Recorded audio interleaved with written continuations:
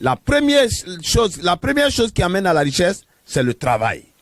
On ne devient pas riche en dormant. Dans cette vidéo, j'ai voulu partager avec toi 3 conseils du coach Mamadou Zorome. Ces 3 conseils-là qui te permettront de devenir riche plus tard.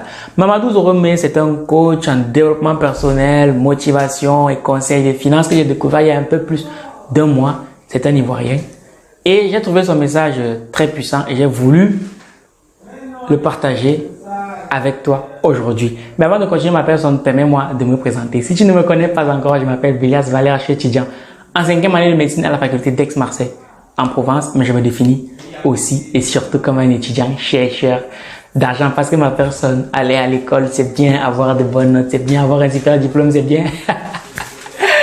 Mais la vérité, c'est qu'on ne mange pas les diplômes. Nous vivons dans un monde où les biens et services sont échangés moyennant de l'argent. Donc, tu auras beau réussir tous les plans de ta vie. Mais si tu es cassé sur le plan financier, ton succès ne sera que partiel. Dans ça, comme moi, je t'invite ma personne, c'est d'avoir un pied à l'école, un pied dans le business. On pourrait tout de suite passer au message du coach Mamadou Zorome.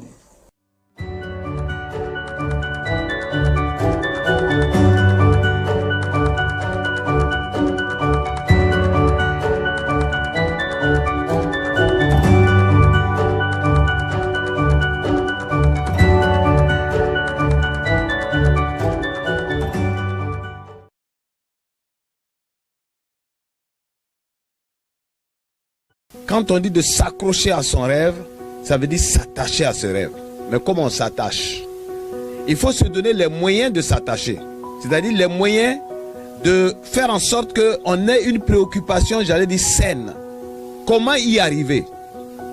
Parce que vous voyez, nous tous, nous sommes heureux, et surtout la jeunesse, quand on voit quelqu'un qui est riche, on dit voilà, à 23 ans, il est devenu multimillionnaire. On dit voilà, un tel est multimillionnaire, on parle de Bill Gates, on parle, etc. Mais personne ne sait comment ces gens sont arrivés là. C'est pourquoi je parle de s'accrocher. Parce que quand on parle de s'accrocher, ça veut dire déjà on parle de la difficulté. Il faudrait que tout le monde comprenne que la richesse facile n'existe pas.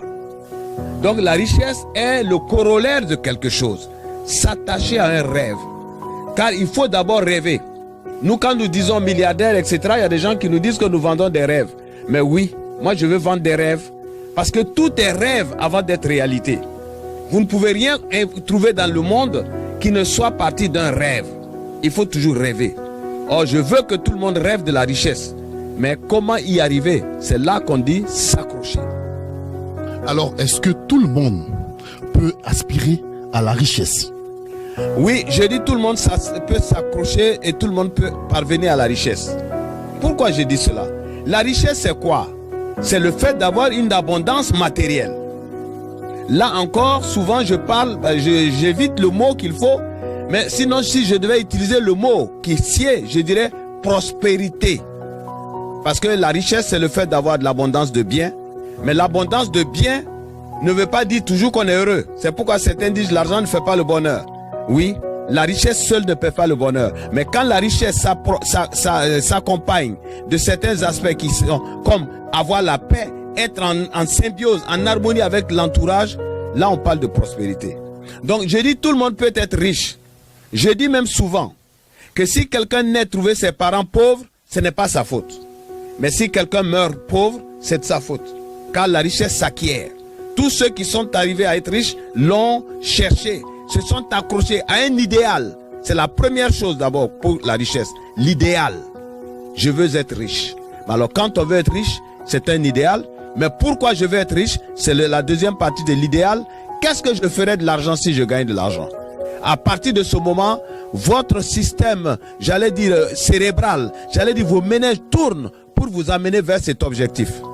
Le président Kennedy, lorsqu'il a vu les Russes qui sont allés dans l'espace dire qu'ils n'ont pas vu Dieu, vous savez, les Américains, eux, ils sont très accrochés à l'affaire de Dieu. Kennedy dit, nous irons dans la Lune. Tout le monde s'est moqué de lui. Le monde entier s'est moqué de lui. Mais il s'est donné les moyens d'y arriver. Il s'est accroché à ce rêve. Et il a pu le réaliser. Même s'il était mort, les Américains sont allés dans la Lune plusieurs fois. Donc vous pouvez vous accrocher pour parvenir à la richesse. Tout le monde peut être riche.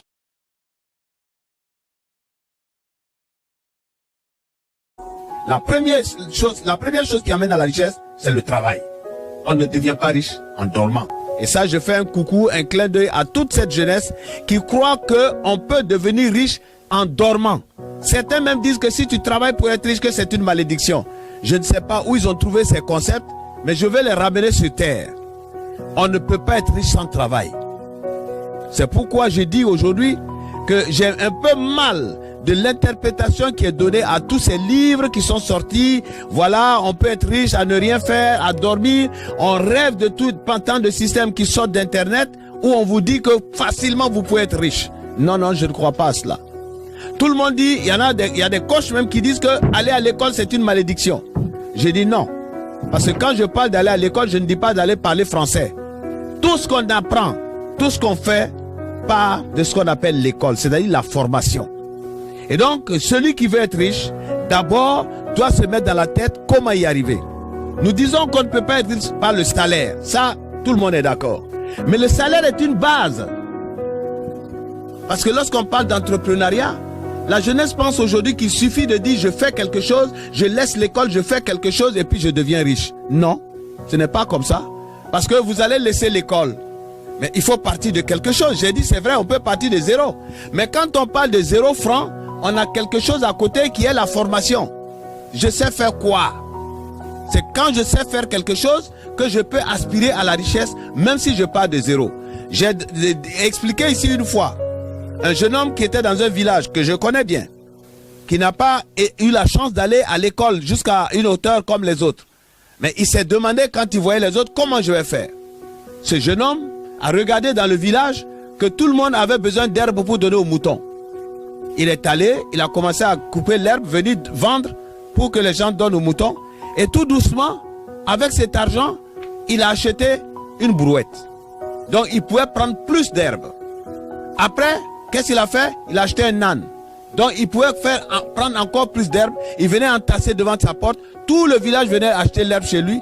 Mais aujourd'hui, cet homme a mis ses enfants à l'école et c'est pas n'importe quelle école. Donc vous comprenez qu'on peut partir de zéro. Mais donc je dis, il faut avoir un rêve d'abord. Quand vous avez ce rêve, ensuite vous vous donnez les moyens d'y arriver.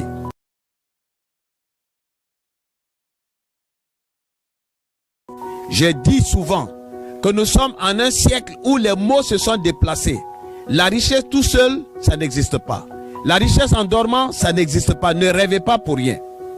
Donc la richesse aujourd'hui, comme ces gens qui ont écrit les livres, vous lisez leurs livres, vous n'allez pas au bout. Quand on interroge Robert Kiyosaki, quand on interroge le président Donald Trump, quand on interroge tous les milliardaires, ils vous parlent d'un système de réseautage, c'est-à-dire un système de solidarité. Laissons le mot réseau qui vous trompe et tout le monde prend, on en fait une histoire jusqu'à on dit c'est arnaque. Parlons de la solidarité, c'est-à-dire le fait de se mettre ensemble. Même l'entreprise est le fait de se mettre ensemble. Quand je veux fabriquer des boutons, je ne suis pas moi seul en train de concevoir, fabriquer, sortir des tonnes de boutons.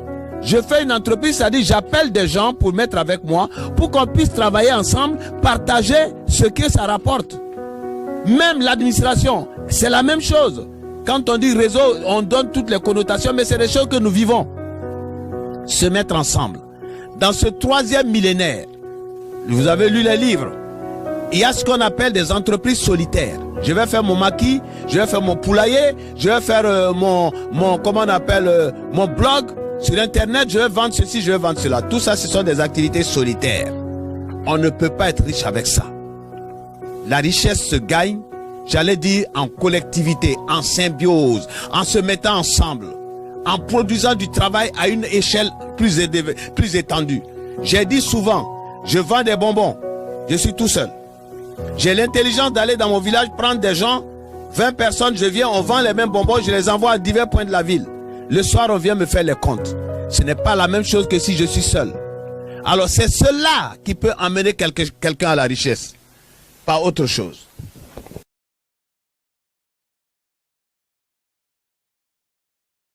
Oui, mais vous savez, quand je regarde, j'aime bien tous les jeunes. Et mon souhait, c'est que tout le monde devienne riche. Mais vous savez, la richesse a une voie. La première voie, j'ai dit, c'est une prise de conscience. Et cette prise de conscience passe par le travail. Vous savez, il y a des notions que nous confondons. Par exemple, quand on a parlé de l'entrepreneuriat qui peut permettre d'être riche, que l'école n'enrichit pas. Je dis, je ne suis pas d'accord pour ces propos parce que ce qui est vrai pour l'Amérique n'est pas forcément vrai en Afrique. Nous sommes à un autre stade. Nous devons tout apprendre. Et les Asiatiques, je le dis, sont ceux qui ont compris. Ils ont appris à faire même des cure-dents. Ils ont appris à produire le poisson. Le tilapia n'est pas un poisson de Chine. C'est un poisson qui pousse dans des lacs comme le lac Tchad, c'est-à-dire en Afrique. C'est un poisson carnivore. Ils viennent, ils prennent les alevins, ils vont les semer, ils les nourrissent exactement comme on nourrit les poulets. Et voilà, ils tirent, ils font le conteneur. Le conteneur nous arrive à Abidjan ici à 32 millions. Alors si nos jeunes savaient faire du poisson, ces 32 millions, ça resterait où? C'est pas ici, c'est pas de la richesse. Mais je dis que on croit qu'on va devenir riche facilement. Parce qu'aujourd'hui, je m'excuse de le dire, il y a toute cette jeunesse qui n'aime pas l'école. Aucun enfant n'a jamais aimé l'école. On le sait, puisque les enfants ont toujours fait l'école buissonnière. Alors aujourd'hui, quand on dit oui, tu peux devenir riche sans l'école, ils applaudissent tous, ils sont contents. On va pas à l'école, on va devenir riche. Ce n'est pas comme ça. Quand on dit on ne va pas à l'école, on devient riche, on parle d'entrepreneur. Mais l'entrepreneur ne veut pas dire je ne vais pas à l'école, je fais quelque chose, je suis entrepreneur. Non, ce n'est pas cela l'entrepreneur. L'entrepreneur, c'est quelqu'un d'abord qui apprend à faire quelque chose. Il va à l'école, il va en formation. Je donne un exemple. Quelqu'un va en formation, il sort analyste programmeur. Ou il sort ingénieur, je sais pas, de conception en informatique. Alors, avec ce background, ces connaissances, il va maintenant créer une entreprise. Mais ce qui serait le mieux, c'est que déjà qu'il ait cette formation et qu'il travaille d'abord pour avoir de l'expérience. On n'est pas entrepreneur comme ça, on sort, ouais, je vais pas à l'école et puis ça y est, on devient milliardaire. Non, il y a un chemin à suivre. Donc je dis d'abord se former. Se former. Quand on dit l'école là, ce n'est pas le fait d'aller parler français, philosophie, etc. Non, l'école c'est toutes les formations, tout ce qui nous permet d'apprendre quelque chose. Donc il faut se former. Et une fois qu'on s'est formé, il est souvent mieux de travailler d'abord pour quelqu'un. Pour avoir ce qu'on appelle l'expérience. Au Canada, par exemple, quand vous allez concourir ou quand vous allez postuler, on regarde l'expérience. Même si vous avez travaillé dans des cafés, vous avez travaillé où tout ça, c'est de l'expérience qui compte. J'ai une de mes belles-sœurs, une société japonaise qui est venue et qui devait recruter du personnel. Ils étaient nombreux. Donc, ils avaient les mêmes diplômes. Quand ils ont vu qu'ils ne savaient pas comment faire, on demande à ma belle-sœur, mais en dehors de tout ce que tu as dit, qu'est-ce que tu sais faire d'autre?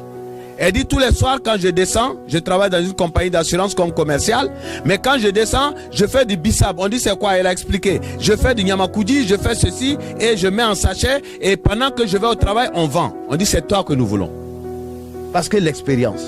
Donc d'abord, un entrepreneur, pour faire de l'entrepreneuriat, tous ces jeunes qui rêvent, coach, je veux que tu me formes en entrepreneuriat, je veux qu'ils entendent aujourd'hui que celui qui aspire à l'entrepreneuriat doit se former dans un domaine d'abord. Ensuite, s'il peut avoir un emploi, il va aller travailler pour quelqu'un pour avoir de l'expérience. Et pendant qu'il cherche l'expérience, il met de côté de l'argent. C'est cet argent qui va lui permettre d'entreprendre. Au lieu d'une jeunesse qui rêve, on dit ouais voilà des vidéos, paye $100, tu vas cliquer les vidéos et puis tu vas avoir de l'argent. On dit bon je vais pas citer des noms d'entreprises, on dit oui, tu donnes telle somme ici et tu parraines tant de personnes qui donnent la même somme et puis après la somme se multiplie, on appelle ça de tous les noms inimaginables. Je ne vais pas rentrer dans ça, mais je veux simplement dire ce qui est. La notion d'entrepreneuriat en Europe est née du fait qu'on cherchait à créer des emplois. Et comment créer ces emplois? On s'est dit que ceux déjà qui travaillent et qui ont déjà une expérience, ils peuvent aller monnayer leur expérience en créant leur propre entreprise. Et quand ils créent leurs entreprises, ils multiplient le nombre d'entreprises. On appelait ça les petites et moyennes entreprises.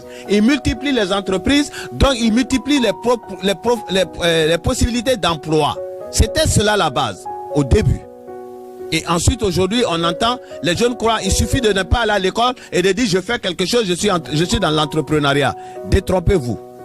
L'entrepreneuriat, pour devenir riche, passe par des critères qui est d'abord la formation, l'expérience, maintenant le capital. Et c'est comment avoir le capital, c'est comme ça que nous réfléchissons, comment avoir ce capital. Parce que les banques ne financent pas toujours. Or, aujourd'hui, le rêve de croire que je joue à ceci, je donne l'argent, cela, ça va se multiplier, c'est illégal. C'est illégal. C'est parce que les États n'ont pas encore commencé à sanctionner. Il y a certains pays où on a arrêté certains systèmes. Parce que dans la légalité, pour servir des intérêts d'argent, il faut d'abord avoir une licence d'exploitation bancaire ou de microfinance. Deuxièmement, il faut être déclaré dans le pays. Donc, dans la zone UEMOA, il faut être déclaré. Il faut être déclaré. Et ensuite, montrer ce que tu fais. Et lorsque c'est agréé, maintenant tu t'assois, tu as ton entreprise. Si tu dois servir des intérêts, c'est parce que tu as déjà une licence bancaire. Et on a la traçabilité de comment tu sers les intérêts. Mais là où on vous dit, voilà, vous donnez tant de francs, ça se multiplie, toute la jeunesse rêve de cela pour être riche. Je dis non, c'est de l'utopie. À brève ou longue échéance, vous allez désenchanter.